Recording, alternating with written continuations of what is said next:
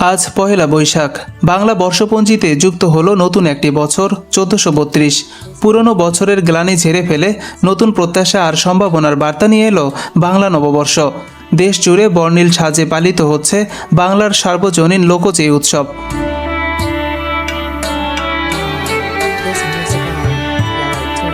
নববর্ষ বরণের অংশ হিসেবে সোমবার সকাল 8:30টায় কুষ্টিয়া জেলা প্রশাসনের উদ্যোগে বের হয় বর্ষবরণ আনন্দ শোভাযাত্রা। পৌরসভার প্রাঙ্গণ থেকে শুরু হয়ে শোভাযাত্রাটি শহরের বিভিন্ন সড়ক প্রদক্ষিণ করে জেলা প্রশাসকের কার্যালয়ে গিয়ে শেষ হয়। শোভাযাত্রায় অংশ নেন কুষ্টিয়ার জেলা প্রশাসক মোহাম্মদ তৌফিকুর রহমান, পুলিশ সুপার মোহাম্মদ মিজানুর রহমান সহ বিভিন্ন শ্রেণী পেশার মানুষ। রঙিন পোশাকে বাদ্যযন্ত্রের তালে তালে অংশগ্রহণকারীরা ছড়িয়ে দেন নববর্ষের উচ্ছ্বাস।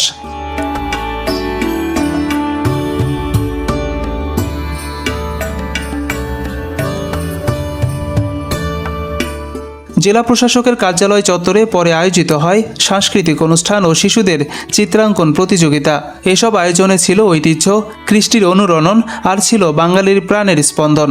নববর্ষ বরণ উপলক্ষে দেশজুড়েই বিরাজ করছে উৎসবের আমেজ। ভোরের আলো ছুঁয়ে নতুন স্বপ্নে রঙিন হয়ে উঠেছে প্রতিটি মুখ। শুভেচ্ছা জানানো হচ্ছে একে অপরকে। শুভ নববর্ষ 1432।